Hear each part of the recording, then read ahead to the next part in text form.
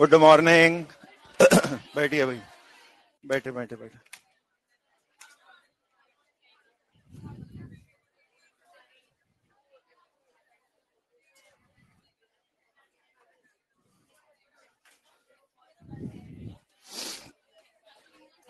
Module तो नहीं बोला था आज?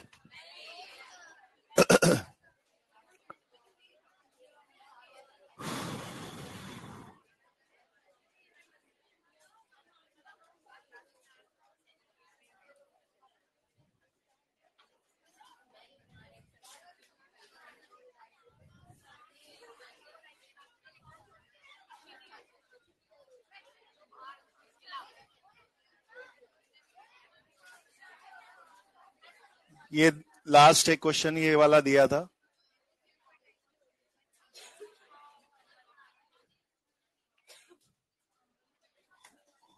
और इस रिएक्शन का हमसे ई नॉट पूछा गया है।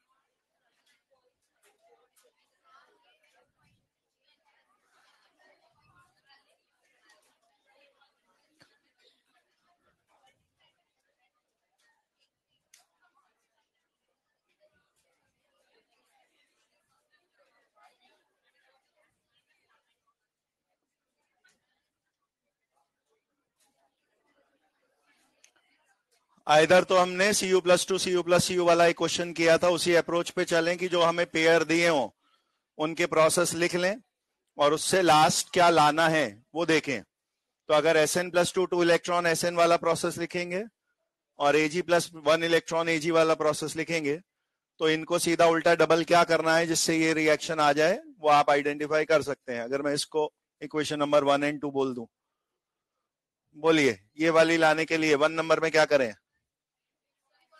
रिवर्स करना है अपने को। Sn इधर आ जाएगा, Sn+2 उधर चला जाएगा, फर्स्ट वाली रिवर्स होनी है और सेकंड वाली को ट्वाइस करके फिर ऐड कर देना है। Now because this is complete reaction, तो हमने लिखा है कि कंप्लीट रिएक्शन में E is equal to E1 plus E2 लिखना अलाउड होता है।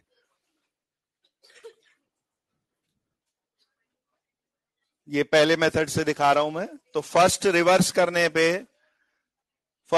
करने पे जो ओरिजिनली वैल्यू है वो साइन में पलट गई होगी, तो आपका E1 नॉट प्लस में काउंट हो रहा होगा। डबल का हमें पता है नो इफेक्ट, कोई फर्क नहीं पड़ता, तो E2 नॉट की वैल्यू 0.8 ही रहेगी।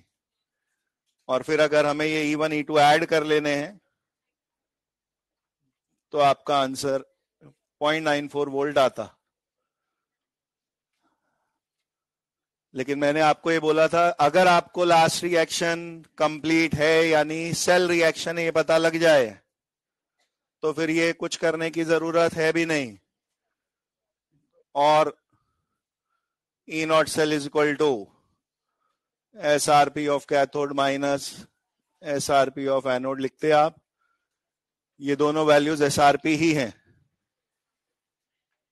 और इनमें से बड़ा ये है, तो ये बड़े वाला SRP ही कैथोड यहां बनता और छोटे SRP वाले को एनोड बनना पड़ता बिकॉज उसमें ऑक्सीडेशन होता। तो आप अगेन यहां 0.8 माइनस के आगे -0.14 रखते और सेम आंसर 0.94 पुराने तरीके से ही नॉट सेल आप निकाल सकते थे। मेन मेथड जो लास्ट वाला है वो N/E वाला ही है कि अगर आपको एक ऐसी रिएक्शन क्रिएट करनी है जो रिएक्शन ना होकर एक हाफ रिएक्शन ही है, लास्ट वाले में इलेक्ट्रॉन स्टिल बच रहे हैं, तो उसमें हमें सीधे E1 2 ऐड या माइनस करने अलाउड नहीं है, सभी के इलेक्ट्रॉन्स का भी वहां यूज आता है।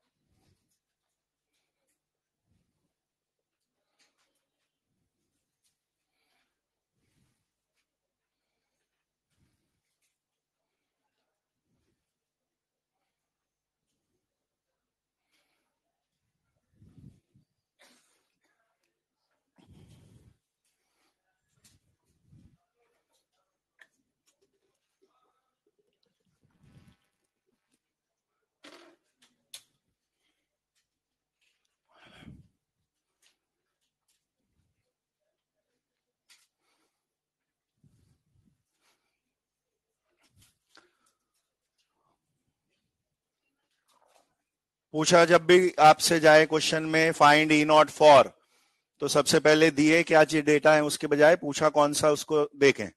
अगर लाना ये है और इसमें इलेक्ट्रॉन बच रहे हैं, इतने से तुरंत आपको मैप क्लियर हो जाएगा कि मुझे N/E वाला प्रोसेस लगाना ही। अब ये वाली रिएक्शन लाने में वो स्टेप सोच लीजिए आप कि मुझे रिवर्स मल्टीप्लाई डिवाइड क्या करना है। इसमें कहीं कोफिशिएंट तो दिख नहीं रहा, तो मल्टीप्लाई या डिवाइड तो नहीं करना है, सीधा उल्टे वाला स्टेप करना है। फेरिक इधर ही रखना है तो सेकंड सेम रखनी है, और फर्स्ट वाली का फेरस इधर भेजने के लिए रिवर्स करना है। सेकंड सेम रखनी है, फर्स्ट को रिवर्स करना है, देन वो ऐड हो जाएंगे। दिमाग में करके देख लीजिए, ये चीज अगर पलट देंगे एडिंग करने पे Fe अपोजिट साइड पे कट जाएगा, इसमें नहीं है। इलेक्ट्रॉन अपोजिट साइड पे चले जाएंगे, 3 में से 2 कट के 1 बचा रह जाएगा। तो ये इसी स्टेप से आनी है। अब आप ध्यान से सोचिए कि इन स्टेप की वजह से फॉर्मूला लगाने से पहले मेरे पे डेटा क्या क्या रेडी है। 2 number reaction, 2 number half process same रखा है, उसकी दोनों चीजें उठानी है मुझे। उसका N भी N2 बोल के यूज कर रहा हूं, और वो 3। फॉर्मूले में N1 N2 सब रखना है ना, तो इसके जो इलेक्ट्रॉन है ये N2 में पुट होंगे 3। और इसमें मैंने क्योंकि अलट पलट नहीं करा, इसका जो भी E0 है वो E2 बोल के ये Y एज इट इज रहेगा। पहली रिएक्शन में इधर उधर करने से इलेक्ट्रॉनों को कोई तकलीफ नहीं है, इवन रिवर्स करने पे भी ये 2 इलेक्ट्रॉन उधर जाके 2 ही काउंट होंगे, तो N1 की वैल्यू 2 ही रहेगी। पर E0 वाली वैल्यू अभी दी x से आप पलट रहे हैं तो उसे माइनस का x गिन रहे हैं। ये सब डेटा रेडी करने के बाद अब मुझे वो N/E वाला फॉर्मूला लगाना है, लेकिन उसमें लास्ट वाली रिएक्शन का भी N/E में N चाहिए, और वो ये है लास्ट रिएक्शन जिसका N इज 1।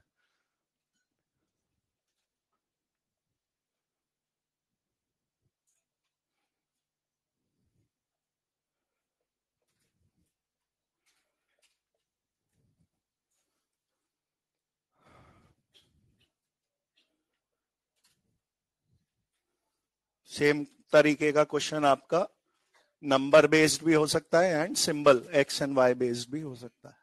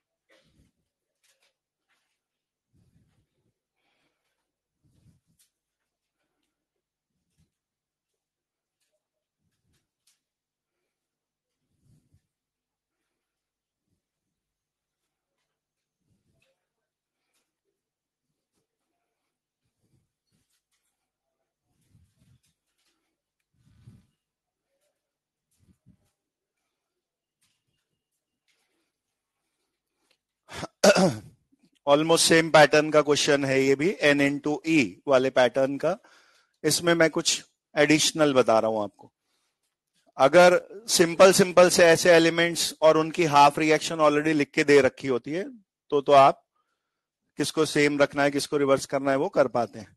मैंने एक ऐसा क्वेश्चन पहले भी दिया था जिसमें Cu+2/Cu+, Cu+/Cu, Cu+2/Cu, तो ये E0 के नीचे लिखे हुए थे, लेकिन इनको लिखना आसान था कि Cu+2 में क्या करें कि Cu+ बन जाए, 1 इलेक्ट्रॉन गेन, Cu+ में क्या करें कि Cu बन जाए, 1 इलेक्ट्रॉन गेन, तो उनको स्टिल बैलेंस करके लिखना आसान था। इस बार मैंने ऐसे पेयर दे रखे हैं कि अगर आपने ये कोशिश करी कि मैं पहले ये वाले जो प्रोसेस है इनको पूरा लिखूंगा और फिर लिखने के बाद ये एक नया प्रोसेस है इसको भी लिखूंगा और फिर उसको लाना है, तो बहुत ज्यादा सब्जेक्टिव क्वेश्चन हो जाएगा। कारण क्या है, ये जो पेयर्स दिए हुए हैं ये वो पेयर्स हैं जिन्हें रेडॉक्स में आयन इलेक्ट्रॉन मेथड से आपने बैलेंस करना सीखा है कि इधर से इधर जा रहे हैं तो कितने का वैलेंसी फैक्टर है, चार्ज गिनेंगे तो कितना इधर उधर आएगा, चार्ज को H plus O H minus से सही करना है। तो अगर आपने इन्हें पूरा पूरा बैलेंस करके लिखने की कोशिश करी तो क्वेश्चन बहुत ज्यादा लंबा हो जाएगा। मेरे को अपने फॉर्मूले में ये सोचना है बस कि मेरे को फॉर्मूले में चाहिए क्या क्या होता है। मुझे फॉर्मूले में N के नाम पे हर जगह क्या चाहिए, इलेक्ट्रॉन्स। इलेक्ट्रॉन्स कहां से आने, ऑक्सीडेशन स्टेट के चेंज से। मुझे बस कहां से कहां गए, कहां से कहां गए, हर बार का वो डिफरेंस देखते जाना है, वो मेरा N1 2 3 सब आता जाएगा। और यहां लिखे लिखे पेयर में ही आपको समझ में आ जाएगा किसको सेम रखना है, किसको पलटना है, नॉल। देखिए ये पेयर मुझे लाना है, तो बता दीजिए आप मुझे क्या करूं मैं। अगर मुझे MnO4 माइनस इधर ही चाहिए तो ये रहा मेरा MnO4 माइनस, पहली नंबर सेम रहेगी, और MnO2 उधर भेजना है, सेकंड वाली रिवर्स हो जाएगी। तो अगर मैं इसे 1 and 2 बोल रहा हूं तो मेरी ये third reaction, third half reaction, ये 1 का सेम एंड 2 का रिवर्स है। लेकिन सर अगर वो रिएक्शन लास्ट में लिखी आती है तो उसी से तो डिसाइड करते हैं कि N1 E1 N2 E2 करना है या सीधे कैथोड माइनस एनोड कर सकते हैं। यहां पे भी डिसाइड हो रहा है। कैसे हो रहा है डिसाइड, आपसे फाइंड E नॉट फॉर, आप तसल्ली से देखो इस पेयर को, क्या आप इसे सेल रिएक्शन बोल सकते हो क्या? इसमें केवल Mn7 से 4 में जा रहा है, ये कोई सेल रिएक्शन थोड़ी ना हुई, ये आधी अधूरी रिएक्शन ही है, और इसमें N1 E1 N2 E2 लगेगा ही सही। तो आपको साफ साफ दिख रहा है कि थर्ड वाली हाफ रिएक्शन है, नॉट ए सेल रिएक्शन। ये बात क्लियर है सबको? और इसके अलावा बस मुझे ये देखना है कि कौन कहां से कहां जा रहा था। 7 से +2 का पेयर है, 4 से +2 का पेयर है, और 7 से 4 का पेयर है। मेन मदद आपकी यही है, no need to write balanced process. पूरा पूरा इन्हें H प्लस इलेक्ट्रॉन जोड़ जोड़ा के लिखने की कोई जरूरत नहीं है, बस इनको यहीं लिखे लिखे में सीधा उल्टा देखिए, क्वेश्चन हो चुका है। तो बोलिए थर्ड वाली रिएक्शन जिसका मुझे आंसर लाना है, उसके लिए आपने N इंटू E नॉट में क्या क्या लिखा, 7 से 4 जा रहे हैं, ये N इक्वल टू 3 है, 7 से 4 वाला E नॉट अपने को ढूंढना है। N1 E1 नॉट, N1 है 7 से 2 वाला 5, ये 7 से 2 वाला है, और E1 वैल्यू 1.51 ही रही। क्यों रही? क्योंकि पहला वाला प्रोसेस सेम यूज हुआ है, प्लस N2 E2 नॉट, बीच वाले प्रोसेस की बात हो रही है। 4 से 2 जाने में 2 इलेक्ट्रॉन, ये N2 है, 4 से 2 गए थे इसलिए, और क्योंकि ये प्रोसेस रिवर्स हो गया था, ये माइनस में यूज होगा।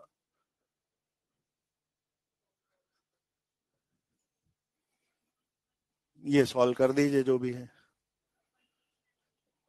1.69,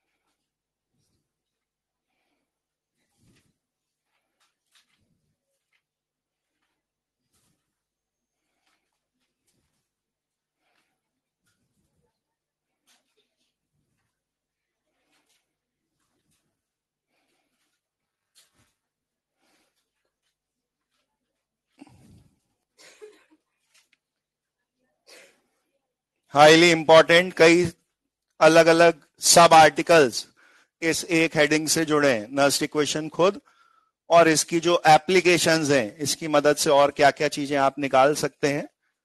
ये काफी सारे क्वेश्चंस में काम में आने वाली चीजें।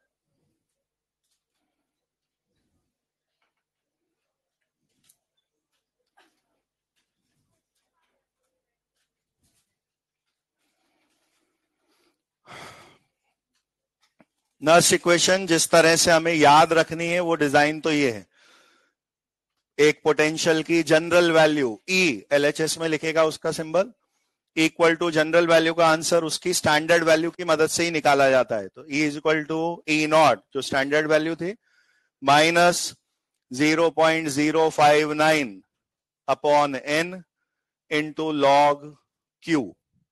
ये आया कैसे है, थर्मोडायनेमिक्स का एक फॉर्मूला स्टार्टिंग यहां से हुई, एक फॉर्मूला जिसमें डेल्टा जी भी था और डेल्टा जी नॉट भी था। Delta G is equal to delta G naught plus 2.3 RT log Q. ये क्यू कौन है, केमिकल इक्विलिब्रियम वाला रिएक्शन कोशेंट ही है, वैसे ही लिखना सीखेंगे अभी इस क्यू को। और जस्ट पिछले आर्टिकल में जो चल रहा था डेल्टा जी की जगह लिख दिया माइनस का NFE, डेल्टा जी नॉट को भी लिख दिया माइनस का NFE नॉट और माइनस के NF से थ्रू आउट डिवाइड कर दिया।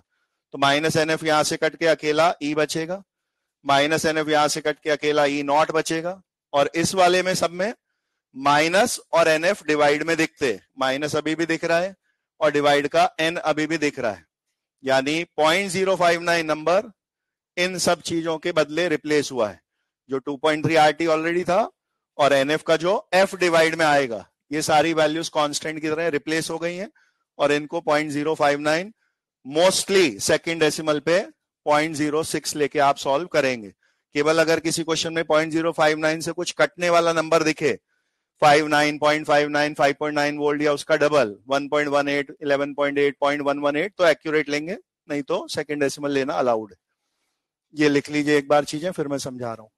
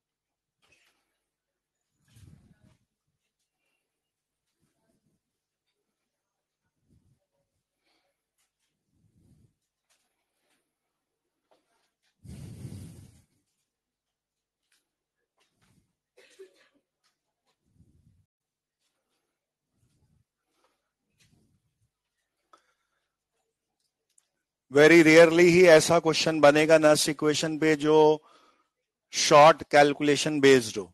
ये इस चैप्टर का वो फॉर्मूला है जो यूजुअली थोड़ा सा लेंदी क्वेश्चन ही बनता है और उसका रीजन ये है कि आप ये फॉर्मूला फर्स्ट लाइन में कभी नहीं लगा पाएंगे। आपको अक्सर इसमें ई नॉट भी पहले खुद ढूंढना पड़ेगा, एन भी पहले खुद ढूंढना पड़ेगा, क्यू भी पहले खुद निकालना पड़ेगा, फिर वो सब यहाँ पुट होंगे, फिर वो लॉग वॉग भी सॉल्व होगा, तो थोड़ा सा लेंदी जाता है इस फॉर्मूले पे जो भी न्यूमेरिकल आएगा।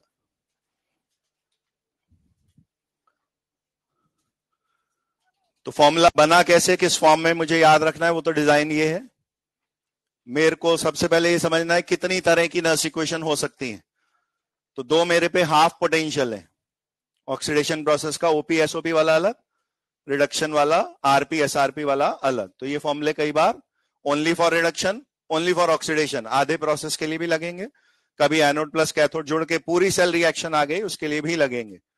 सबसे इंपॉर्टेंट बात ये आखिरी वाली सिचुएशन ही है। अगर आप ऐसा सोचेंगे कि जब मुझे ई ऑक्सीडेशन लिखना है तो यहां भी ई नॉट ऑक्सीडेशन एसओपी लिख देंगे, आगे तो जो है सो है। ई रिडक्शन निकालना है तो यहां भी ई नॉट रिडक्शन या एसआरपी लिख देंगे, आगे तो सब सेम ही है। ई सेल निकालना है तो यहां ई नॉट सेल लिख देंगे, आगे तो सब सेम ही है, आगे कुछ भी सेम नहीं है, आगे कुछ भी सेम नहीं है। अगर मैंने ये नर्स इक्वेशन 3 बार लिखा दी और आपको लगे सिर्फ यही तो चेंज कर रहे हैं सर, टाइप ऑफ पोटेंशियल का सिंबल ही तो बदल रहे हैं, तो ऐसा नहीं है। फॉर एवरी प्रोसेस एन और क्यू ढूंढने का तरीका अलग है। जब आप बात ही ऑक्सीडेशन और स्टैंडर्ड ऑक्सीडेशन की कर रहे हैं उस समय आप सेल रिएक्शन क्यों देखोगे, आपको केवल लोन वर्ड के हिसाब से कहां जाना है, एनोड पर, और एनोड पे जो ऑक्सीडेशन कर रहा है उसी बंदे से पूछ के उसके इलेक्ट्रॉन और उसी के अकॉर्डिंग उसका कुछ क्यू का नंबर सॉल्व होगा। तो उस समय एन और क्यू एनोड हाफ रिएक्शन की मदद से ढूंढे जाएंगे। फॉर रिडक्शन कैथोड पर किसका हो रहा है वो नाम भी अलग है, उसमें इलेक्ट्रॉन भी अलग हो सकते हैं और वहां पे क्यू की वैल्यू भी डिफरेंट आ सकती है। और अगर कभी सेल रिएक्शन की बात हो रही होगी ओनली देन आप पूरी रिएक्शन लिखने के बाद वहां एलसीएम पे जो गेन इक्वल टू लॉस होके कट गए उस नंबर इलेक्ट्रॉन्स को एन में रखेंगे और वहां दोनों के टर्म्स में क्यू का कुछ फॉर्मूला बनेगा, उसमें ऑक्सीडाइज पार्ट भी आ रहा होगा और रिड्यूस पार्ट भी आ रहा होगा। क्यू इमेजिन करिए आपको कैसे लिखना है, केपीकेसी स्टाइल में ही लिखते थे क्यू, तो प्रोसेस में जो नाम आएंगे उन्हीं को तो क्यू में न्यूमरेटर डिनोमिनेटर में कभी देखोगे। अब मान लीजिए मैंने डैनियल सेल का क्वेश्चन देखा, तो डैनियल सेल में क्या हो रहा था, एनोड पे Zn+2, तो जब आप बात ही एनोड की कर रहे होंगे तो उस समय जो भी क्यू लिखोगे आप उसमें Zn वाले नाम ही तो आएंगे, उस समय Cu वाला नाम अपीयर ही नहीं होगा उसके क्यू में। जब आप केवल रिडक्शन की बात करोगे तो केवल Cu वाले नाम दिखेंगे उसमें, ओनली जब आप सेल की बात करोगे तो क्यू में जिंक Cu दोनों के टर्म्स आते दिखेंगे। तो वे ऑफ राइटिंग क्यू भी अलग अलग होगा और नंबर ऑफ इलेक्ट्रॉन भी कभी सेम कभी डिफरेंट आ सकते हैं। ठीक है, ये याद रखिए कि मुझे for a numerical most of the time 0.059 या राउंड ऑफ करके 0.06 लेना है, लेकिन कभी कभी कोई क्वेश्चन ऐसा होगा वो एंड तक नंबर में ले जाना नहीं चाह रहा आपको, और एंड तक नंबर में नहीं ले जाना चाह रहा, एक्सप्रेशन कौन सा सही है ऐसा ही पूछा और आपने देखा वहां एलओजी वाला लॉग नहीं, LNQ फॉर्म में कुछ कुछ लिखा है, तो LNQ फॉर्म में लिखा है इसका मतलब 2.3 अंदर कहीं मल्टीप्लाई हुआ होगा तभी तो नेचुरल लॉग क्यू क्रिएट करोगे। उस समय आपको वापस उल्टी करनी है, किसकी, 0.059 के बदले लिखना क्या है, तो 0.059 के बदले कभी ना कभी वापस 2.3 RT/F लिखना आना चाहिए। तो RT/F वहीं रोक लोगे आप बाहर और 2.3 अंदर मल्टीप्लाई करके नेचुरल लॉग फॉर्म में दिखेगा। तो यहां क्या दिखता उस केस में, RT/NF माइनस के आगे दिख रहा होता RT/NF और LNQ। तो मैं इसको ऐसे लिख दे रहा हूं, मेरे यूज में लॉग वाली ज्यादा आएगी।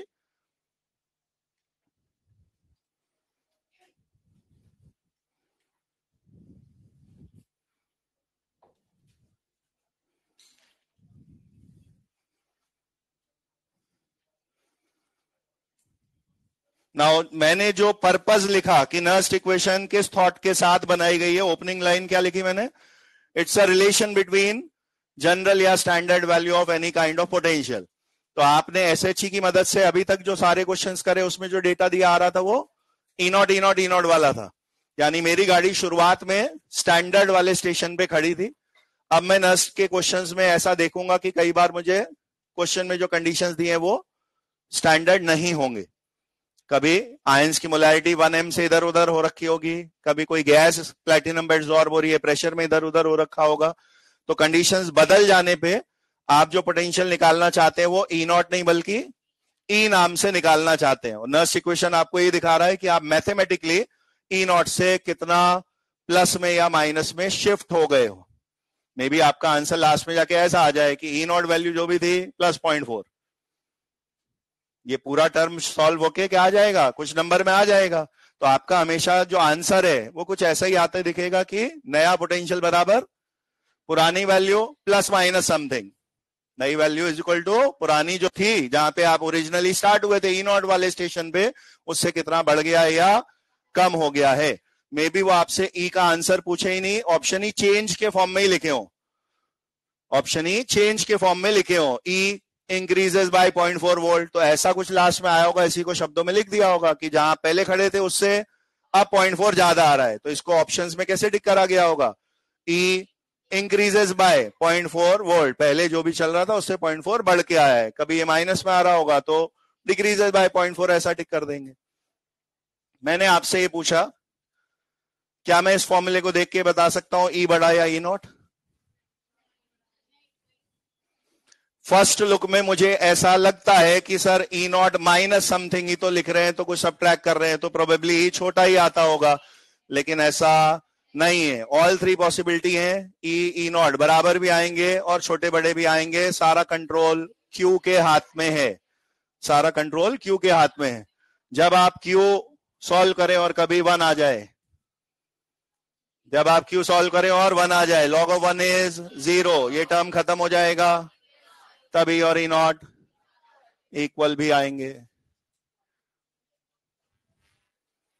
अगर क्यू सॉल्व होकर कभी 1 से बड़ा आया, log 2, 3, 5, 10, 100 ऐसे कुछ भी आए, तो ये टर्म पॉजिटिव रहेगा, बीच में नेगेटिव बचा रहेगा, तब ई नॉट में से कुछ सब्ट्रैक्ट हो रहा है, E will be less than E not.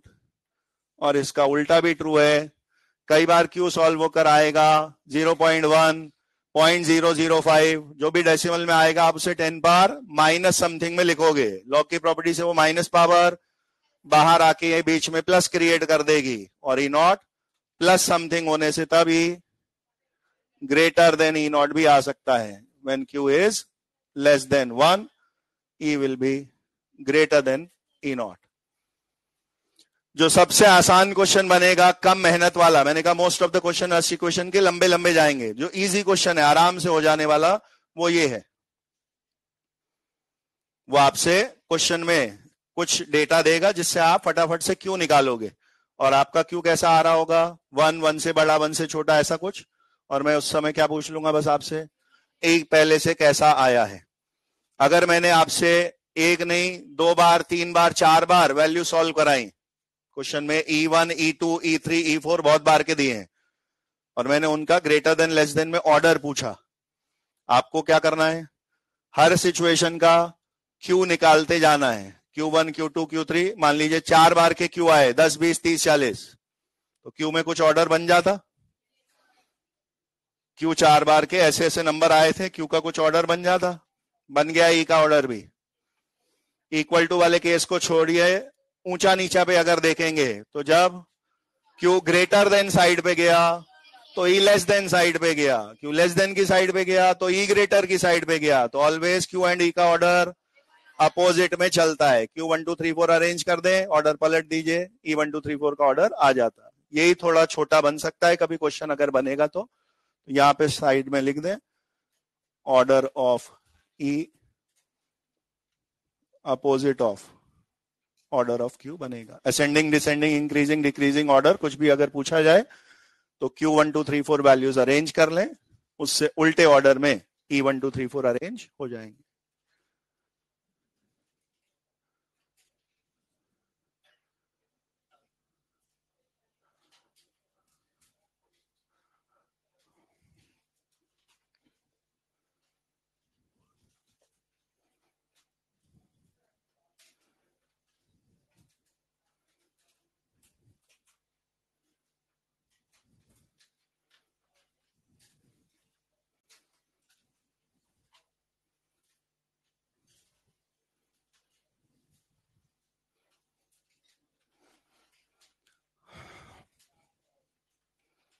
Again reaction quotient जिसे हम कैपिटल क्यू से लिख रहे हैं, उसकी सारी बातें हमें केमिकल इक्विलिब्रियम से पता है, मैं वो जस्ट दोबारा बता रहा हूं। अगर ऐसा कुछ भी प्रोसेस लिखा आता है तो जस्ट लाइक केपी केसी के एक्सप्रेशंस की तरह आपको क्यू लिखना है। एज्यूमिंग कि मैं कंसंट्रेशन टर्म्स में लिखना चाह रहा हूं क्यू, तो मुझे प्रोडक्ट साइड न्यूमरेटर में जो भी स्टोइकोमेट्री है पावर में दिखती, सी की पावर सी, जितने भी रिएक्टेंट है सब अपॉन में दिखते हैं, उनके नाम स्क्वायर ब्रैकेट में कंसंट्रेशन और उनका जो स्टोइकोमेट्री है वो पावर में। ऐसे ही केसी लिखते अगर आप, इस रिएक्शन का लिखना पड़ता। क्यू और के में अंतर केमिकल इक्विलिब्रियम में क्या लिखाया है? क्यू एक जनरल कंसेप्ट है, हर समय पे हर रिएक्शन के लिए निकाला जा सकता है, तो यहाँ पे सिंगल एरो बनेगा तो भी क्यू डिफाइन हो सकता है। रिवर्सिबल होता तो ही केपी केसी की बात होती, बट इवन फॉर इरिवर्सिबल आप क्यों निकाल सकते थे? टी बराबर 0 पे भी निकाल सकते हैं, 5 सेकंड 10 सेकंड बाद भी निकाल सकते हैं, और इक्विलिब्रियम आएगा तो भी निकाल सकते हैं। तो यहाँ नर्स इक्वेशन की एक एप्लीकेशन है। अगर सेल में होने वाली रिएक्शन रिवर्सिबल हो तो के इक्विलिब्रियम ढूंढा जा सकता है, क्योंकि आप ओरिजिनली नर्स इक्वेशन में क्यू लिखोगे और आपको क्या बोलना है? At equilibrium Q will become के, तो बाकी चीजें पुट करके जैसी के निकलेगा वो इक्विलिब्रियम कांस्टेंट होगा। अब मेरे को थोड़ा सा होमोजीनियस हेट्रोजीनियस वाली बात याद करनी है। मेरे को 4 तरीके की चीजें लिखी मिलेंगी, जो भी मेरी लेफ्ट साइड राइट साइड यहाँ पे कुछ भी प्रोसेस लिखा है, चाहे वो एनोड कैथोड का हाफ रिएक्शन हो या सेल रिएक्शन हो, 4 तरीके की चीजें दी हुई आएंगी। एनी आयंस, उनके नीचे तो एक्वस लिखा होगा, नहीं Zn+2 Cu+2 इनके नीचे एक्वस लिखा होगा। इवन नहीं भी लिखा है तो मुझे पता है कि आयंस है, तो इनको मोलैरिटी में डिफाइन करना अलाउड है, ये सॉल्यूशन में है। दूसरी चीज, आपने ट्रेडिशनली जो हाफ सेल यूज किए वो कैसे हैं? मेटल इलेक्ट्रोड्स वाले। तो Zn की रॉड है, Zinc+2 में डूबी है, Cu की रॉड है, Cu+2 में डूबी है, तो वो रॉड तो सॉलिड है। और पहले भी कभी आपने सॉलिड को केपी केसी या क्यू में लिखा नहीं था, अभी भी नहीं लिखेंगे, वो प्रोसेस का पार्ट होंगे, बट क्यू में उनका नाम नहीं आएगा। तो मोस्ट ऑफ द टाइम आपको क्यू में कौन दिखेंगे? केवल आयंस, न्यूमरेटर हो चाहे डिनोमिनेटर, आयंस और उनकी पावर स्टोइकोमेट्रिक कोएफिशिएंट ऐसा दिखेगा। इन अ रेयर केस अगर मैंने हाइड्रोजन क्लोरीन जैसी कोई गैस ली हो और उसको प्लैटिनम पे एडजॉर्ब करा के गैसियस इलेक्ट्रोड बनाया हो, एज्यूम करिए प्लैटिनम पे H2 चिपक गया, अब वो H+ में डूबा है, या प्लैटिनम पे Cl2 चिपक गया, अब वो Cl- में डूबा है, तो यहां का क्यू लिखने का तरीका सबसे यूनिक होता है, क्योंकि आप स्टैंडर्ड कंडीशंस में प्रेशर की भी एक स्टैंडर्ड कंडीशन 1 बार लिख के बैठे हो, तो अगर मैंने एड्सॉर्प्शन के समय वो H2 या Cl2 1 बार से डिफरेंट प्रेशर पे एड्सॉर्ब कराई है, तो उसका कहीं तो फर्क दिखना चाहिए ना मुझे।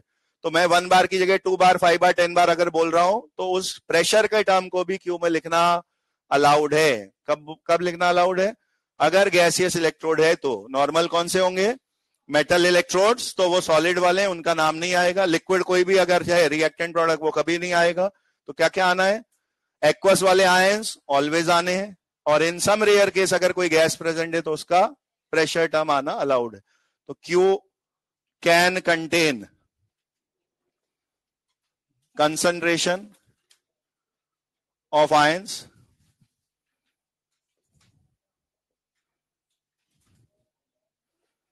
and pressure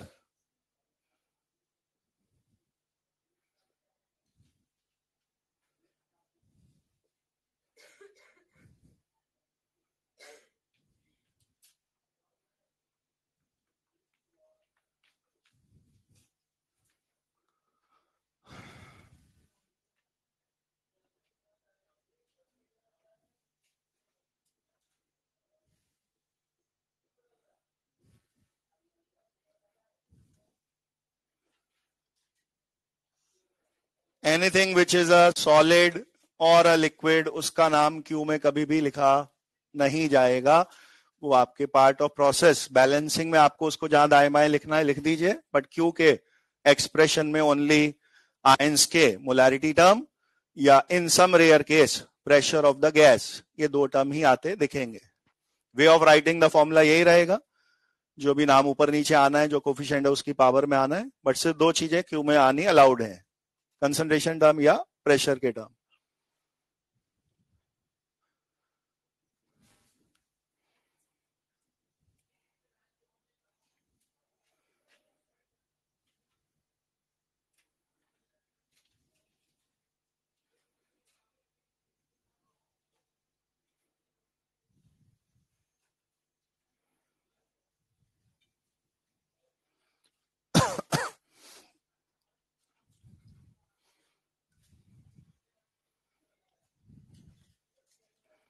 मैं कुछ एग्जांपल्स दिखा दे रहा हूं यहां पे कि हम कैसे लिखते क्यू को अगर कोई प्रोसेस दिया है तो।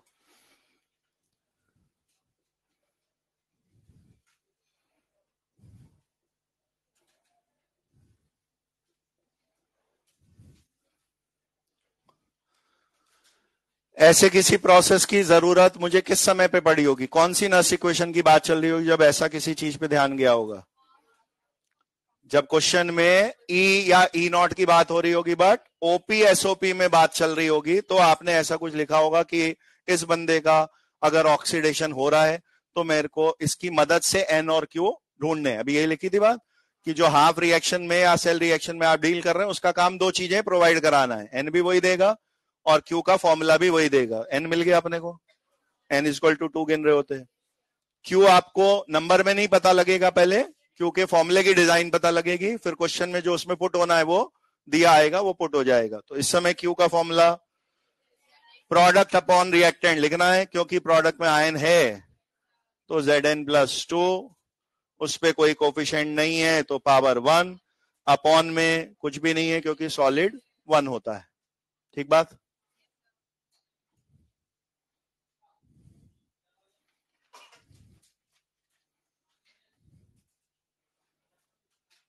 ऐसे किसी प्रोसेस की जरूरत कब पड़ी होगी? जब किसी एलिमेंट के रिडक्शन में बात चल रही होगी, आरपी एंड एसआरपी वाला कोई क्वेश्चन आ रहा होगा, तो अगर एजी प्लस का ही रिडक्शन हुआ है तो ऐसा कुछ पेयर आपने खुद से देखा होगा, इसको खुद से लिखा होगा कि ये कैथोड पे ऐसा कुछ रिडक्शन हो रहा है, और इससे फिर मुझे एन एन क्यू मिले होंगे। एन इलेक्ट्रॉन्स जो 1 दिख रहे हैं, और क्यू का फॉर्मूला क्रिएट होगा, आप सॉलिड ऊपर 1 और अपॉन में एजी प्लस। तो हाफ रिएक्शंस में आपको इस तरीके के क्यू के एक्सप्रेशन खुद से क्रिएट करने हैं। उस क्यू में जो भी आना है वो डेटा क्वेश्चन में दिया होगा, वो आप पुट कर लो। अब कभी सेल रिएक्शन है तो अपने को अलग से दिखा करेगी कि हाँ भाई ये सेल रिएक्शन है। कैसे पता लगे करेगा कि सेल रिएक्शन है? उसमें ऑक्सीडेशन रिडक्शन दोनों काम होते हुए दिख रहे होंगे। ये एक कंप्लीट रिएक्शन है और इसमें इलेक्ट्रॉन्स नहीं है, जिसमें भी दाएं बाएं इलेक्ट्रॉन बच रहे हैं दोज आर हाफ रिएक्शन। जो इसमें इलेक्ट्रॉन कट चुके हैं इज अ सेल रिएक्शन। अब इसमें एन ढूंढना, इसमें एन ढूंढना हल्का सा दिमाग में सोचना है, बिकॉज उनमें तो एन सीधे दिखते हैं, इसमें वो एलसीएम आके कट चुके हैं, बट आपको एन 0 नहीं बोलना है, वो जो कैंसिल आउट हुआ वही एन है। कितना? 3। एल 0 से 3 गया तो 3 का लॉस है, और Ag+1 से 0 गया, बट n में टोटल इलेक्ट्रॉन में बाहर का कोफिशिएंट भी गिनना होता है, ये वैलेंसी फैक्टर नहीं है, तो इंक्लूडिंग 3 करने पे 3 का ही गेन आ रहा होता। तो n = 3 आराम से लिख पाते।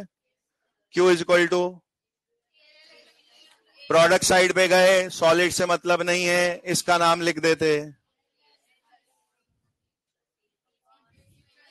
अपॉन में Ag+ पावर में 3। This is the way we will proceed in every question. जो भी क्वेश्चन अर्थ इक्वेशन का होगा, कहानी ऐसे ही चालू होगी। वो आपको रेडीमेड एन क्यू सब पके पकाए नहीं देगा, आपसे लास्ट में नर्स इक्वेशन लगवानी है। पहले आपको प्रोसेस भी खुद से सोचना है, लिखना है, वहां कितना एन लेना चाहिए वो भी खुद से लिखना है, क्यू का फॉर्मूला पहले क्रिएट करना है, फिर उस फॉर्मूले में जो चीजें पुट होनी है वो डेटा उसने दे रखा होगा, तो आप क्यू सॉल्व करेंगे, देन लास्ट स्टेप में जाके वो लॉग क्यू एन वगैरह सब पुट होगा। और जैसा मैंने कहा, इन अ रेयर सिचुएशन, अगर मुझे किसी प्रोसेस में gas as well as ions दोनों दिखें, तो मुझे गैस का प्रेशर भी और आयंस का कंसंट्रेशन भी क्यू में लिखना अलाउड है। तो मैंने एक ऐसा प्रोसेस लिखा जिसमें Cl2 गैस भी है और क्लोराइड आयंस Cl- भी हैं। अब n तो फिलहाल कोई दिक्कत नहीं है, n तो 2 दिख ही रहे हैं, लेकिन Q का फॉर्मूला यहां सबसे यूनिक तरीके से लिखा दिखेगा, उसमें P and C terms mix दिखेंगे आपको। तो प्रोडक्ट साइड पे आयंस हैं तो Cl- और उस पे स्क्वायर, और अपॉन में वो गैस का जो भी प्रेशर दिया आएगा वो P ऑफ Cl2 ऐसा। क्योंकि ऐसा काम रेयर ही केस में होना है, तो कभी अचानक से होता है, तो आपको थोड़ा सा फिजिक्स का चैप्टर यूनिट डायमेंशन याद आने लगता है कि सर ये क्यों अजीब सा विचित्र सा क्या निकाला हमने, इसकी क्या यूनिट बनेगी, ये तो mix of C and P type हो गया। और अगर ये क्यों हमने केमिकल इक्विलिब्रियम से ही उठाया है, तो वहां तो कभी ऐसा क्यों तो नहीं लिखवाया था आपने जो सी एंड पी मिक्स वाला हो। वहां या तो क्यू ऑलवेज कंसंट्रेशन वाला था, तो क्यू सी वो केसी जैसी शक्ल का मैचिंग होता था, या क्यू पी तो केपी जैसा मैचिंग होता था। यहाँ पे मेरी मजबूरी है, मेरे पास नर्स इक्वेशन में लॉग के बाद क्यू का एक ही स्लॉट है, और उस स्लॉट में ही हर एक बंदे को मुझे एडजस्ट करना है। लेकिन मेरे पे एडवांटेज क्या है, इस वाले केस में नहीं, इससे पहले भी किसी वाले केस में आपने क्यू किसी यूनिट में नहीं निकाला है, आपने क्यू का सिर्फ नंबर निकाला है। आपने क्यू किसी भी जगह पे, यहां पे आपको ऐसा नहीं बोलना है मोलैरिटी इनवर्स में क्यू आ रहा होगा, यहाँ पे आपको ऐसा नहीं बोलना है कि 1/मोलैरिटी स्क्वायर यूनिट में क्यू आ रहा होगा, ये सारे क्यू यूनिटलेस हैं। ऐसा कैसे सर, आ तो रही है यूनिट, ऐसा कैसे, ये तो सारे आ रहे हैं यूनिट। अगर आप यूनिट के साथ लॉग में क्यू पुट करने की कोशिश करोगे तो यूनिट का लॉग थोड़ी ना निकलेगा। तो आपको ये बात समझनी पड़ेगी, आपने यहाँ 5 किलोमीटर लिख रखा है, उसकी जगह कोई 5000 मीटर लिख देगा, तो 5 का लॉग तो अलग है, 5000 का अलग है। तो आपको यहाँ नंबर ही रखना है, उसकी कोई यूनिट नहीं रखनी।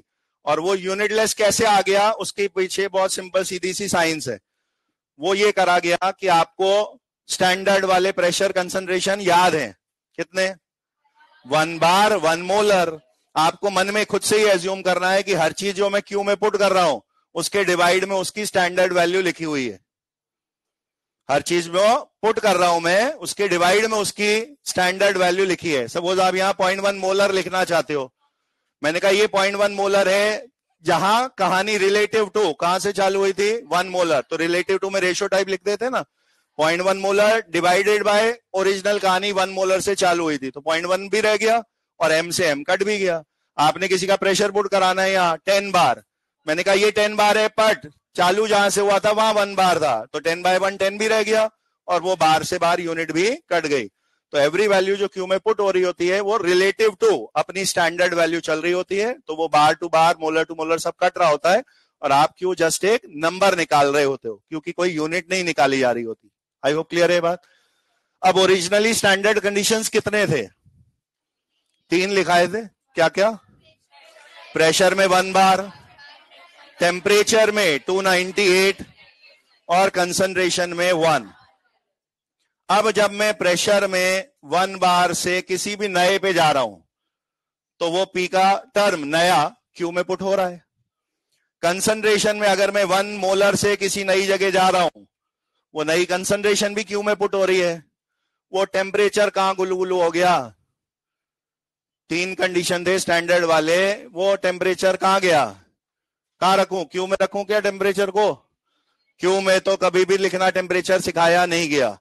लकीली फॉर यू ऐसा कोई क्वेश्चन आपको नहीं मिलेगा, ना एनसीईआरटी में ना मॉड्यूल में, जिसमें ऐसा बोला हो ई सेल निकालिए एट 600 केल्विन, कि सर अब 600 पे पूछ रहा है तो टेम्परेचर बदल गया ना, आप बताओ कैसे निकालेंगे। नहीं बता सकते 600 पे, आपसे बता सकता हूं मैं 600 पे, ऐसा नहीं है, लेकिन आपसे क्वेश्चन पूछा नहीं जाएगा। कारण क्योंकि आपको बुक में पहले से कुछ नर्स इक्वेशन रटा दी गई है, और वो है ई बराबर E naught minus 0.059/n log Q. अब पी एंड सी का खेला तो क्यू से कनेक्टेड है, लेकिन टेम्परेचर में नहीं छेड़खानी कर सकते, क्योंकि वो तो यहां जा चुका पहले, ये नंबर मल्टीप्लाई करने में 298 तो यूज में आया था।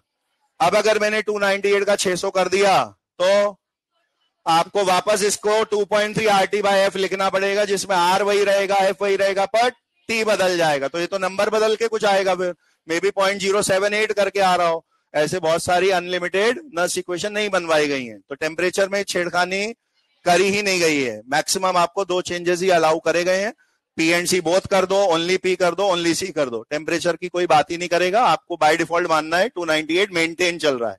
अरे ये बात समझ में,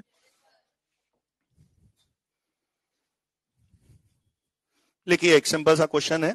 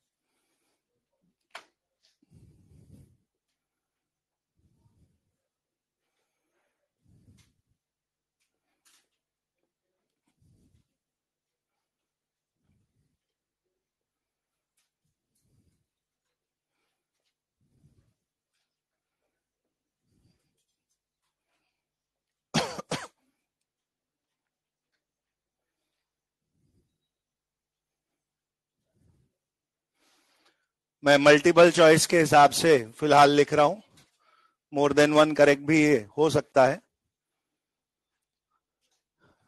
केवल ऐसे इक्का दुक्का ही क्वेश्चंस मिलेंगे आपको जहां बहुत ज्यादा न्यूमेरिकल मेहनत ना हो नर्स इक्वेशन में, बाकी फिर प्रॉपर लंबे लंबे न्यूमेरिकल बनेंगे। मेरे को थॉट प्रोसेस ऐसे किसी भी क्वेश्चन में क्या रखना है, क्यू क्यू और ई उल्टा चलते हैं वाले फंडे पे चलना है। अगर आप चाहते हो ई बढ़े तो आपको क्यू लिखना है और देखना है क्यू कम कब कब होगा। जब जो जो चीज क्यू को कम कराएगी वो ई को बढ़ा सकती है। क्यू एंड ई उल्टा चलते हैं, इस थॉट पे चलना है। तो आप इस रिएक्शन का क्यू क्या लिखते हैं, ये दोनों में से SN+2 आएगा ऊपर और नीचे में Ag+2 आएगा। अब मुझे चाहिए ई बढ़ जाए, तो मुझे बोलना ई बढ़ जाए व्हेन क्यू कम हो जाए। अब देख लो क्यू कैसे कैसे कम कर सकते हैं। SN+2 कम हो जाए तो भी, और Ag+ बढ़ जाए तो भी। ये दोनों फैक्टर्स मुझे क्यू को डिक्रीज कराते, क्यू कम होता तो ई सेल बढ़ जाता।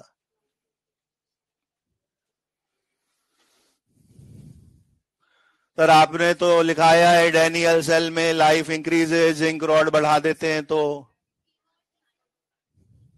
आपने तो नोट्स में लिखाया है life of Daniell cell increases when mass of zinc rod increases, तो मुझे लगा मास में भी कोई सा सही होगा। वो अलग कहानी है, ये अलग कहानी है। वहां पे जीवन काल बढ़ाने की बात हो रही थी कि ये 50 साल की जगह 100 साल कैसे जिंदा रहेगा, लेकिन यहाँ उसकी वैल्यू बढ़ाने की बात हो रही है। जब वहां आपने रॉड मोर थिकनेस और मास के लिए, तो केवल टाइम पीरियड बढ़ रहा है।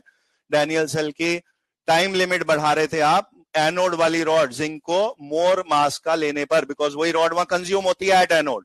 यहाँ पे आप पोटेंशियल इंक्रीज करने की बात कर रहे हैं। वहां जिंक रॉड इंक्रीज करने से क्या 1.1 का 2.2 हो सकता है क्या? नहीं, पोटेंशियल इंटेंसिव प्रॉपर्टी है, वो मास वाले ऑप्शन अपने आप रेस से बाहर ही रहेंगे। क्लियर है आई सपोज?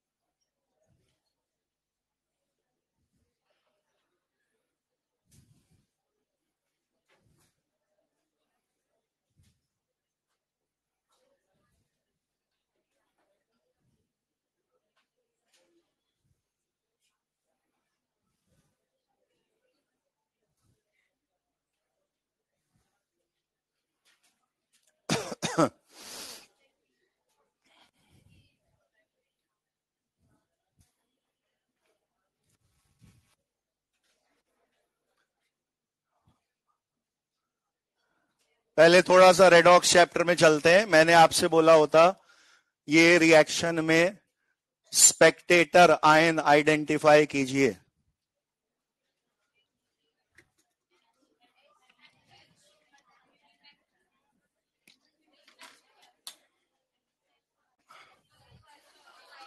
अगर इधर Mg0 है और इसमें +2 है तो चेंज हो रहा है।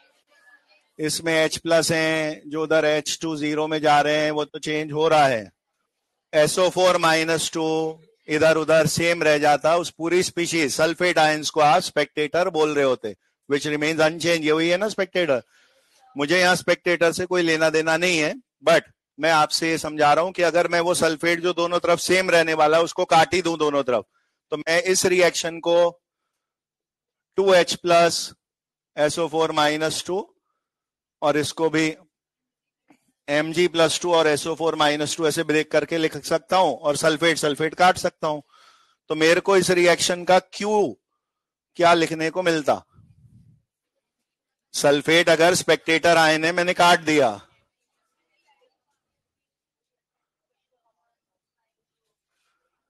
तो मुझे क्या क्या लिखना है क्यू में? जो Mg+2 बचा स्क्वायर डिब्बे में उसका कंसंट्रेशन में नाम आएगा। H2 गैस है तो प्रेशर में उसका भी नाम आ जाएगा। अपॉन सॉलिड नहीं है, सल्फेट कट चुका है, H+ स्क्वायर का नाम आ जाएगा। ये मैंने आपको पूरा पूरा लिख के दिखा दिया। आप पूरा नहीं भी लिखते तो मुझे चलता, क्योंकि मेरे को अल्टीमेटली पिछले क्वेश्चन की तरह ही लॉजिक समझाना है। ई ऊंचा नीचा करने के लिए क्यू में कुछ ना कुछ हुआ होगा, और पीएच का लेना देना क्यू से है, क्योंकि पीएच किसको चेंज करेगा, H+ को। अब आप एक एक स्टेप बढ़ते जाइए। PH minus log of H+ होता है, तो उस माइनस की वजह से पीएच H+ खुद ही उल्टा ही चलते हैं। तो जब हमने बोला पीएच बढ़ेगा तो H+ कम हुआ, H+ कम हुआ वो खुद ही नीचे है, क्यों बढ़ गया, क्यों बढ़ गया तो E कम हो गया। यही आपका आंसर है।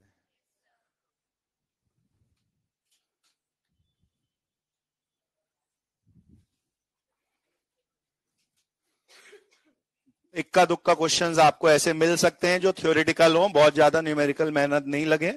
बाकी ज्यादातर क्वेश्चंस प्रॉपर न्यूमेरिकल सॉल्विंग के ही होंगे।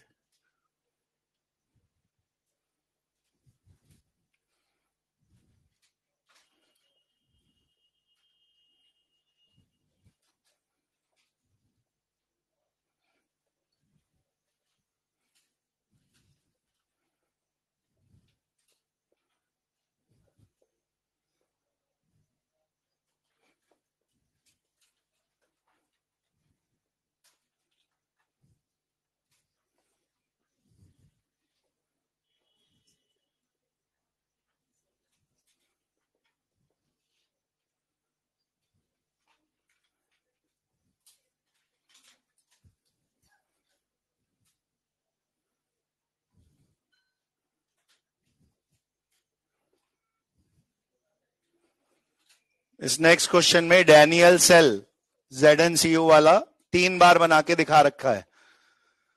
Zinc to Zinc+2 anode half cell में, और सॉल्ट ब्रिज की डबल लाइनों के बाद Cu+2/Cu right hand side cathode half cell में 3 बार लिख के दिखा रखे हैं। विद कुछ कुछ डिफरेंस है हर बार उनमें आयंस की मोलैरिटी का, और इन आयंस की मोलैरिटी के डिफरेंस के बेसिस पे आपको तीनों बार के E1 2 3 का ऑर्डर बताना है।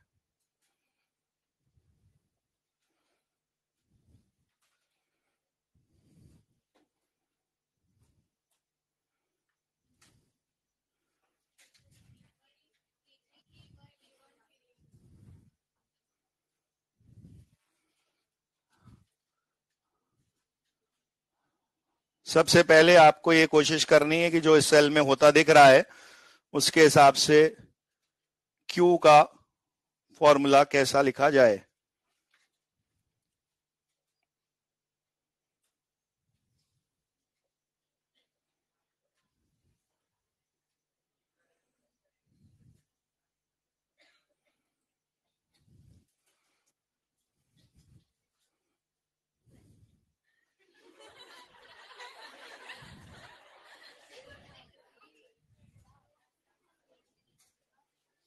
पेपर नजदीक आता जाता है तो ऐसे दिमागी संतुलन का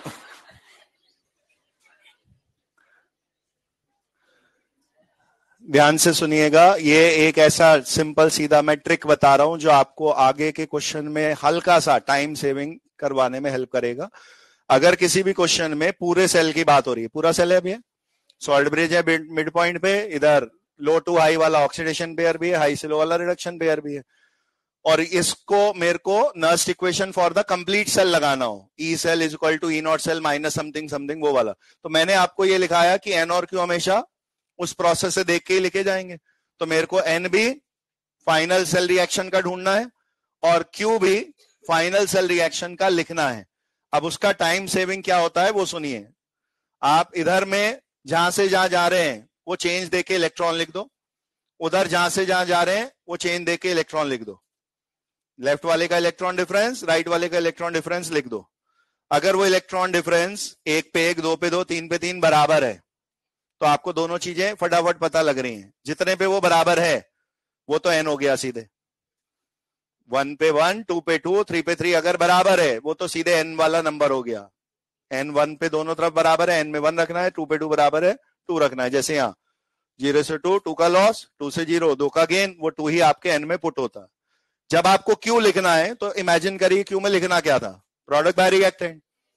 Q में क्या लिखना था, प्रोडक्ट बाय रिएक्टेंट। अब आप थोड़ा सा दिमाग लगाइए, प्रोडक्ट साइड पे क्या आया होगा। जब ये चीज ऑक्सीडेशन करेगी तो कहानी Zn से चालू होगी, वो रिएक्टेंट साइड पे रहा होगा, और Zn+2 ये प्रोडक्ट में दिखा होगा। तो आपको ये वाला आयन हमेशा प्रोडक्ट की वजह से Q में न्यूमरेटर में लिखना होता है। तो फटाफट डबल लाइन के लेफ्ट साइड पे जो लिखा है उसको Q के न्यूमरेटर में लिख देते हैं। ऐसे ही Q के अपॉन में रिएक्टेंट आना है। जब ये चीज रिडक्शन करेगी तो Cu+2 रिएक्टेंट साइड पे रहा होगा, Cu तो प्रोडक्ट में बनना है, तो Cu+2 रिएक्टेंट साइड की वजह से Q में अपॉन में दिखता। तो ये न्यूमरेटर अपॉन ये डिनोमिनेटर, चीजें पता लग गई। अब इन पे कुछ कुछ पावर भी तो आ सकती है ना। अगर आपके इलेक्ट्रॉन दोनों साइड बराबर हैं तो आपने को Q में एक पावर पे कहानी खत्म हो जाएगी। लेकिन मान लीजिए इधर 2 इलेक्ट्रॉन वाला होता, उधर 3 इलेक्ट्रॉन वाला होता, तो जैसे आप ये 2 और 3 देखेंगे आपको 2 छोटे छोटे चेंजेस पकड़ लेने हैं। एक तो 2 और 3 एलसीएम 6 पे बराबर आएंगे तो n में 6 लिखना है, और जितने से मल्टीप्लाई कर रहे हो, अगर यहां 2 लिखे हैं उसको 6 पहुंचाने के लिए इंटू 3 कर रहे हो तो वो इसकी पावर में क्यूब बन जाएगा। अगर यहाँ 3 इलेक्ट्रॉन थे 6 पहुंचाने के लिए इंटू 2 कर रहे हो तो वो 2 इसकी पावर में स्क्वायर बन जाएगा। तो आप बहुत जल्दी Q का फॉर्मूला क्रिएट कर सकते हो कि ऊंचे नीचे में कौन आएगा न्यूमरेटर डिनोमिनेटर में, और पावर आएगी या नहीं आएगी तो कितनी आएगी। आई होप क्लियर है मेरी बात। ठीक है, फिलहाल के लिए क्या है Q का फॉर्मूला क्या है, Zn+2 अपॉन Cu+2, और इलेक्ट्रॉन सेम होने की वजह से उनमें पावर में एक ही पावर रहेगी। तो यहां का Q है Zn+2 upon Cu+2, both in power 1। सही बात है।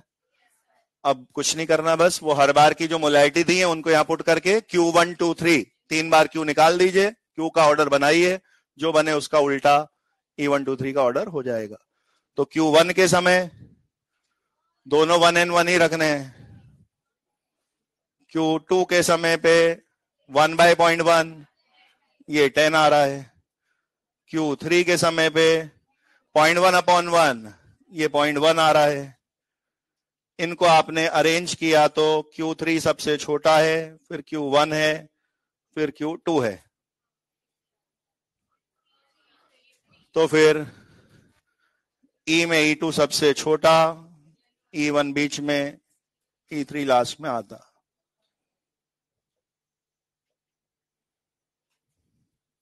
क्योंकि E के ऑर्डर हमेशा Q से अपोजिट बनने हैं, ऐसा आपको फाइनली आता दिख जाता। क्लियर है लॉजिक।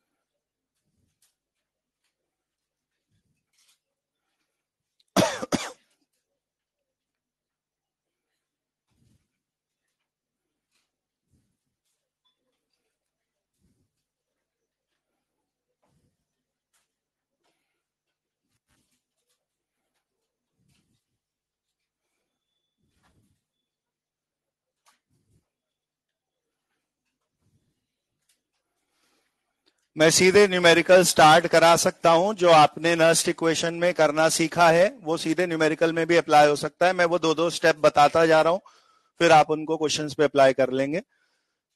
अलग अलग जो यूजेस हैं, उसमें कुछ भी नहीं, अलग नाम से है कुछ यूज, वो आपको नर्स इक्वेशन में वैल्यूज एन और क्यू कैसे पुट करनी है बस वो दिखाया जा रहा है। अगर मैंने आपसे कहा मुझे किसी भी एलिमेंट के लिए ई निकालना है, तो ई या इलेक्ट्रोड पोटेंशियल वर्ड का बाय डिफॉल्ट मतलब मैं क्या लूंगा कि रिडक्शन पोटेंशियल पूछ रहे हैं आईयूपीएसी रूल के हिसाब से, वही मतलब है। तो मेरे को सबसे पहला काम करना है, जिस एलिमेंट की बात हो रही है उसका रिडक्शन लिख देना है, कहां से वो कहां जीरो में रिड्यूस हुआ। मुझे कहा गया find E reduction for copper +2 Cu। Question में क्या लिखा आया, find reduction potential for Cu+2 Cu। तो मुझे पेयर से समझ में आएगा ना कि मुझे रिडक्शन में क्या लिखना है, मैं लिख देता Cu+2 +2 इलेक्ट्रॉन Cu। मैंने कहा find reduction potential for Al+3 Al, समझ में आएगा Al+3 इलेक्ट्रॉन Al लिखना है। जैसे आप वो एक लाइन की इक्वेशन लिखेंगे आपको दोनों लोग मिल गए, एक n कितना 1 2 3 4 वो दिखेगा, हाफ रिएक्शन की बात हो रही है क्योंकि इलेक्ट्रॉन दिखेंगे, और Q में 1 क्या आना है वो दिखेगा। क्वेश्चन वाला आपको क्या देगा, केवल क्वेश्चन वाला आपको अगर नया ई रिडक्शन पूछ रहा है, ई नॉट नहीं, इसका मतलब है वो ये मान के चल रहा है कि अब उसने उस मेटल रॉड को 1 मोलर आयंस में नहीं डुबोया, किसी डिफरेंट मोलैरिटी में डुबो रखा है। Let suppose Zn is dipped in 0.1 molar zinc, तो ये 0.1 में दूंगा ना, तो वो आयंस की मोलैरिटी मैंने दे रखी होगी, यहां रख दो, क्या आ जाएगा उससे Q आ जाएगा। N और Q लेके कहां पे रख दीजिए उठा के, नर्स इक्वेशन में। ई नॉट रिडक्शन वो उसने आपको दे रखा होगा, N आपने निकाल लिया, Q मैंने फॉर्मूला लिख दिया, यहाँ आप फॉर्मूला नहीं लिखोगे, मैंने फॉर्मूला लिख दिया, आप फॉर्मूला नहीं लिखोगे, आप Q पहले ही नंबर में निकाल चुके होगे, 2 5 10 जितना आ रहा है वही नंबर ही रखोगे लॉग में आगे, और सॉल्व करके ई रिडक्शन आ जाएगा।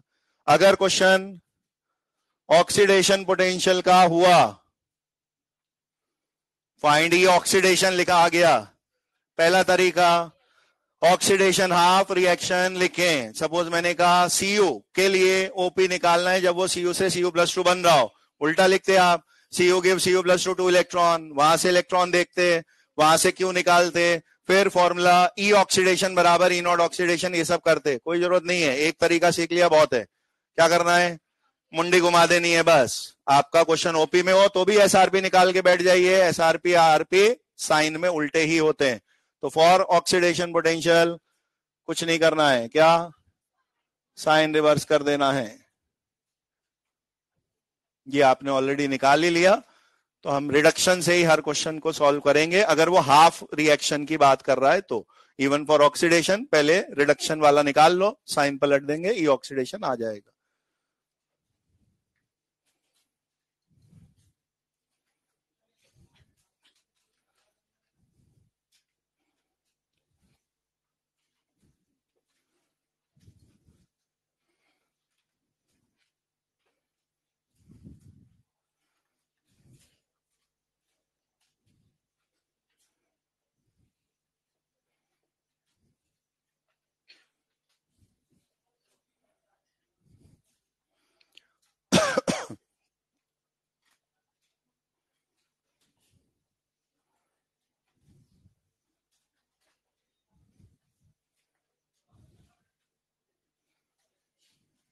बोलिए, अभी ZnCu वाले केस में समझाया था, फटाफट से N और Q कैसे लिखते हैं।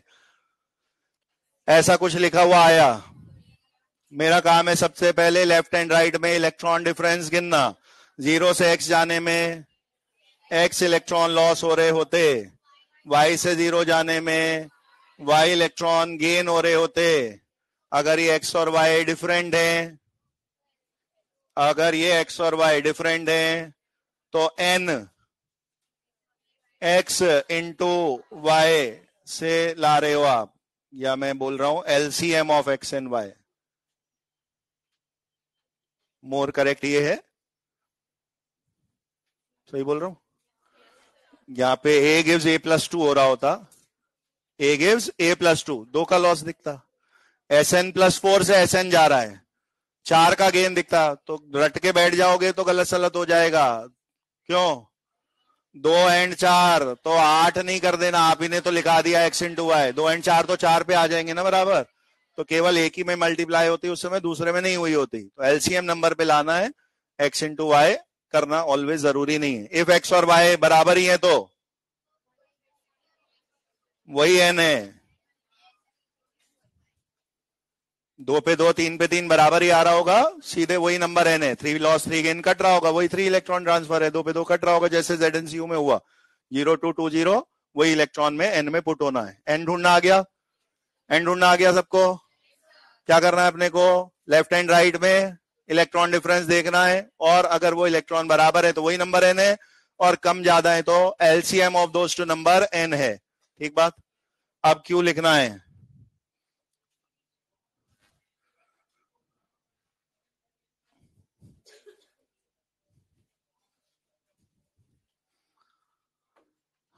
क्यों लिखना है, कैसे आपको इनको जिस एलसीएम पे पहुंचाने के लिए मल्टीप्लाई की जरूरत पड़ रही है वो चीज पावर में आएगी। अगर ये चीजें मल्टीप्लाई हुई हैं अपने एलसीएम पहुंचने के लिए तो ये चीजें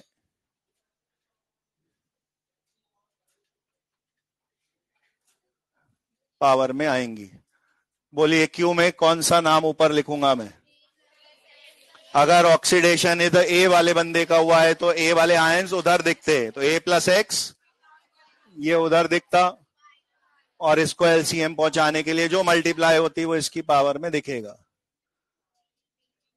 बी वाले रिडक्शन में रिएक्टेंट साइड पे बी वाले आयन होंगे जो क्यू में अपॉन में दिखेंगे, बी वाले आयंस, और उनमें एलसीएम पहुंचने के लिए जो मल्टीप्लाई हुआ होगा वो उसकी पावर में। अगेन ये C12 टाइप आपको दिए हुए हैं, वो इसमें पुट हो जाएंगे और आपको क्यू का नंबर मिल जाएगा। फिर कुछ नहीं करना है आपको, E बराबर E0 सेल माइनस सब कुछ रख देना है।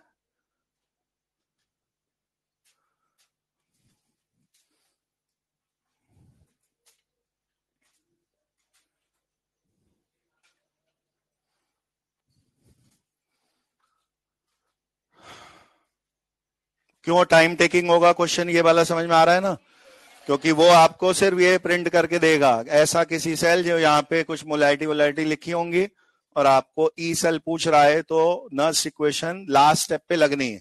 उसका सारा डेटा पहले आप ढूंढ रहे हो, पहले आपने प्रॉपरली सोच समझ के एन निकाले, क्यू का फॉर्मूला क्रिएट किया, उसमें वैल्यूज पुट करके क्यू का नंबर निकाला। एक बंदा अभी भी रह रहा है, और भी है मेहनत अभी। ई सेल पूछने के लिए E0 सेल भी चाहिए, ये भी आप ही ढूंढेंगे। SRP of cathode minus SRP of anode, ये भी आप ही करेंगे।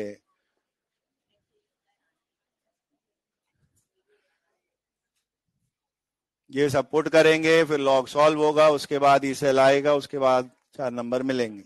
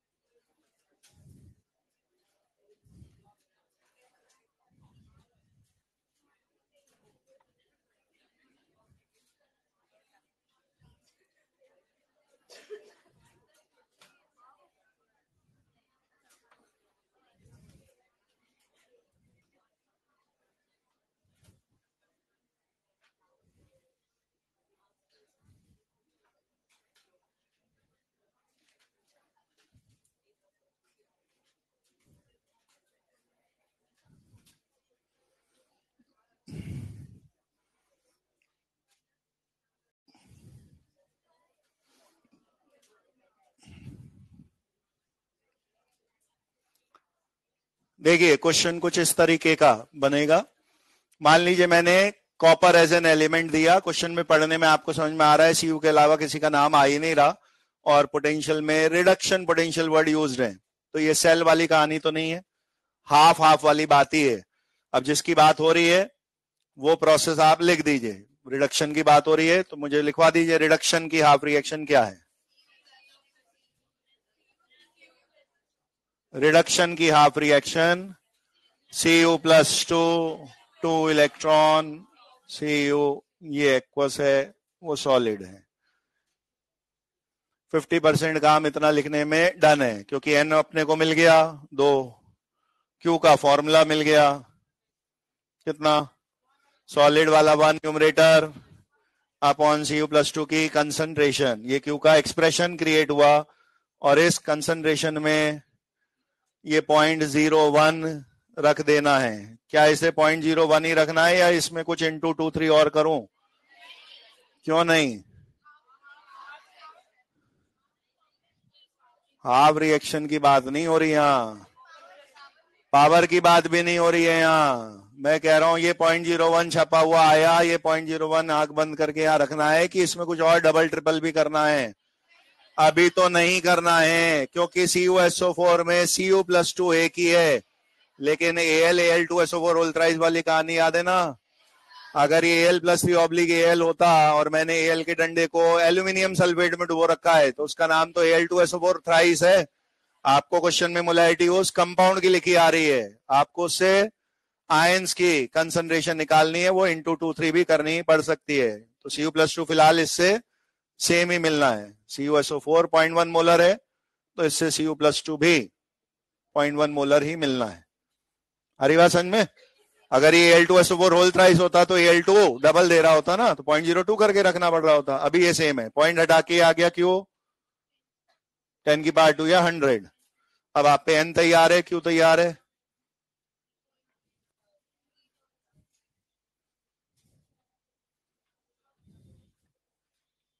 फॉर्मूला बोलिए क्या लिखे? नर्स इक्वेशन लिख रहे हैं किसके लिए? रिडक्शन के लिए। ई रिडक्शन बराबर ई नॉट रिडक्शन माइनस 0.06 मान के चल रहे हैं, एन में आ गया 2, लॉग में आ गया 100। अब ऐसे दो तरह के क्वेश्चंस बनेंगे, एक जिसमें फाइंड द रिडक्शन पोटेंशियल लिखा है, तो फाइंड द रिडक्शन पोटेंशियल में वो SRP मैंने दिया 0.34, डैनियल सेल वाले टाइम पे हमने जो लिखा था वो आपने यहां यूज कर लिया। तो ये आ गया 0.34 माइनस 0.06/2 लॉग ऑफ 100, 10⁻², या 2 log 10 से 2 ही आएगा, वो 2 से 2 कट गए, तो 0.28 वोल्ट ऐसा आपका आंसर आता। ऐसा क्या होगा सर कि वो 0.34 मुझे दे नहीं, तो वो 0.34 हो सकता है नहीं दे आपको, लेकिन फिर आपको ऑप्शंस में 0.28 नहीं लिखा आएगा, वो ऑप्शन में शब्दों में लिखे आएंगे, option increases by, decreases by, ऐसे वाले। तो अगर मैंने ये नहीं दे रखा होता तो आप केवल ये लास्ट वाले को चेंज इन आरपी नाम से सॉल्व कर लेते और आप शब्दों में बोलते पहले जो भी चल रहा था उससे इतना कम हुआ है, क्योंकि माइनस में चल रहा है तो डिक्रीजेस बाय, और कितना वो आपने सॉल्व किया ही है। तो चेंज के फॉर्म में भी आपके ऑप्शंस आ सकते हैं, मे बी वो 0.34 ना दिया हुआ आता।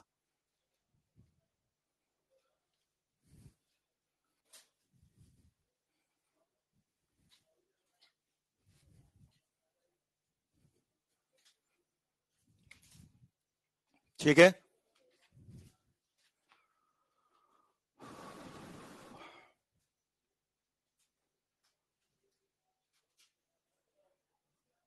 इसी क्वेश्चन में एड ऑन में लिख रहे हैं, सेम क्वेश्चन हो और आपको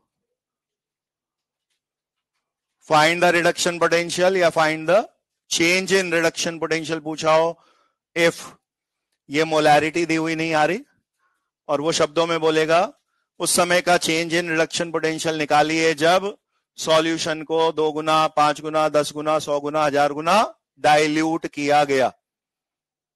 यही मैथ्स करना है, way of asking the question different कर रहे हैं। तो अगर मैं किसी को भी ऑन डाइल्यूटिंग x टाइम्स बोल रहा हूं, ये x का नंबर क्वेश्चन में 2, 5, 10, 20 कुछ भी आ सकता है, तो मेरे को थॉट प्रोसेस क्या रखना होता है, इतने टाइम्स वॉल्यूम इनिशियल से बढ़ गया है, volume x times increased from initial, जो भी चल रहा होगा उससे x गुना बढ़ गया होगा। अगर आप बोलते हैं मुझे 10 टाइम्स डाइल्यूटेड, तो उसका मतलब है v बिकम्स 10 into v, यही मतलब है। तो concentration becomes what? Concentration mole by v, inverse to volume चलती है, तो वो 1/x टाइम्स फ्रॉम इनिशियल हो जाता। अगर ऐसे किसी क्वेश्चन में पहले वो एक बार मोलैरिटी दे और उसके बाद बोले 10 गुना 100 गुना डाइल्यूटेड, तो क्या करना है आपको, वो जितने टाइम्स होना है 1/10 टाइम्स 1/100 टाइम्स, ये तो बाहर की चीज हो गई। और उसने जो मोलैरिटी दी थी वो फ्रॉम इनिशियल में या मल्टीप्लाई में पुट हो जाएगी। अगर ये इनिशियल वैल्यू भी नहीं दी है उसने, तो खुद से कुछ मान लीजिए।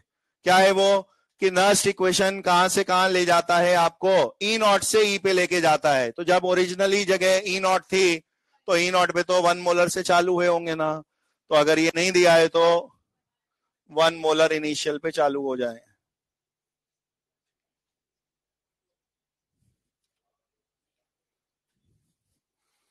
क्या एक स्टेप करना है, समझ में आया?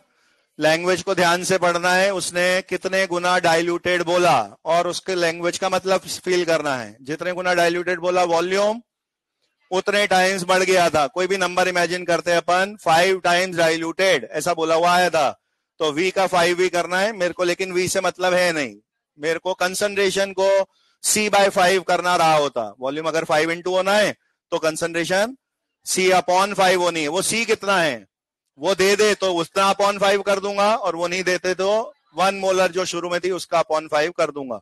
क्या करूं फिर उस कंसंट्रेशन का, उस कंसंट्रेशन को वापस क्यू में पुट कर दीजिए।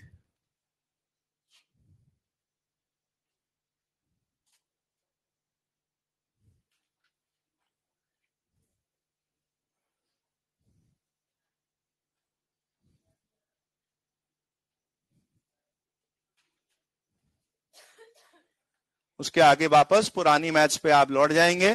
जो भी वो नई कंसंट्रेशन आ रही है पहले से 1/2 1/5 1/10 टाइम छोटी होकर, उसी कंसंट्रेशन को वापस क्यू में पुट कर दें। क्यू का कुछ नया नंबर आ जाएगा, वापस उसे नर्स इक्वेशन में रख दें, ई रिडक्शन का कुछ नया आंसर आ जाएगा।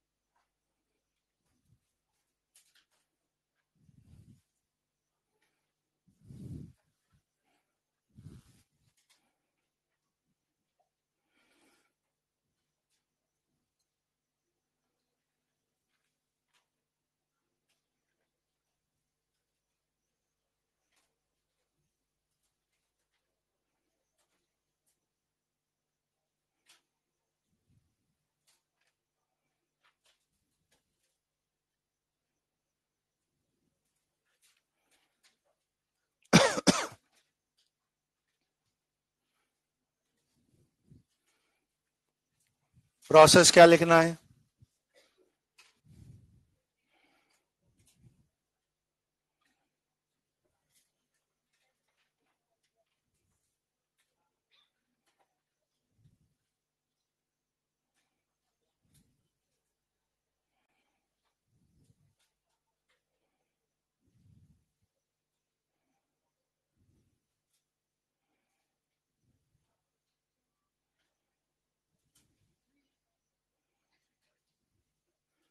क्या लिखें प्रोसेस?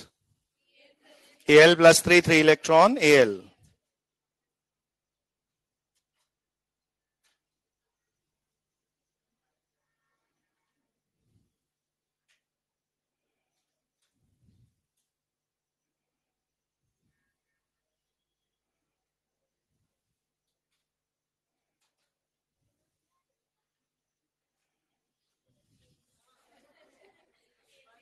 ई नॉट नहीं लेना ना इस बार, लिखा क्या है वहां, find the change in reduction potential. आपको केवल ये लिखना है Al plus 3 3 इलेक्ट्रॉन Al। उसके बाद बोलना है N 3 है, Q 1/Al+3 है।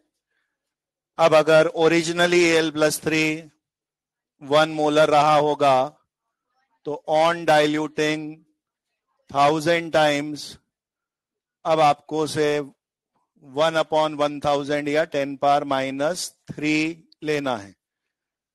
इसको नस्ट इक्वेशन में रख देंगे।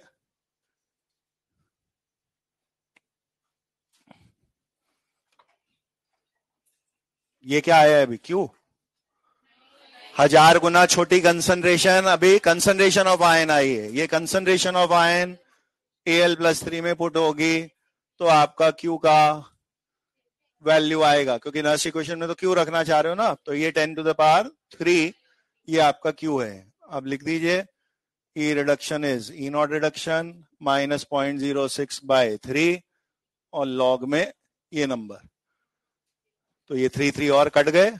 पिछली बार की तरह ही आप बोल देंगे अगर मेरा नया रिडक्शन पोटेंशियल पुरानी वैल्यू -0.06 आ रहा है, आप यही बोलेंगे डिक्रीजेस बाय।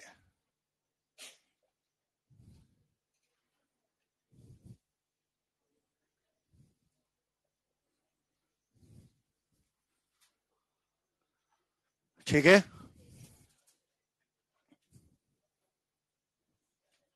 ये होमवर्क में दे रहा हूं।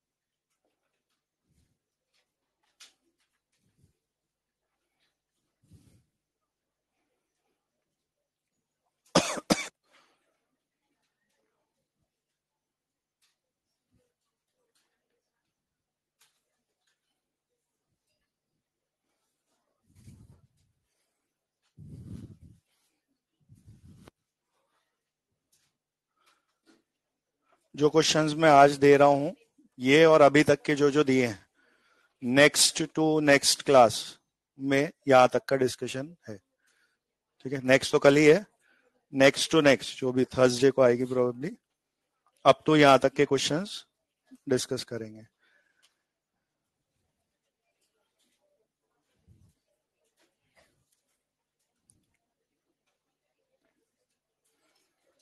Exercise 1,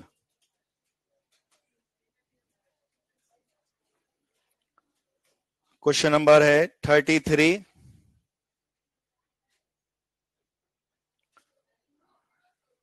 39, 40, 41, 39, 40, 41, 43, 44, 45, 46, 48, 49, 51, 54, 55, 57, 58।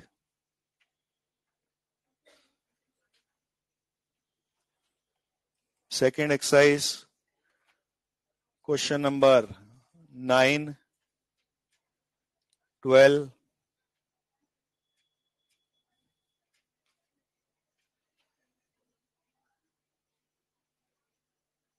25, 28, 29, 33। Third exercise, question number 1, 5, 9, 10, 7, 12, 17, 27, 25, 24, 35।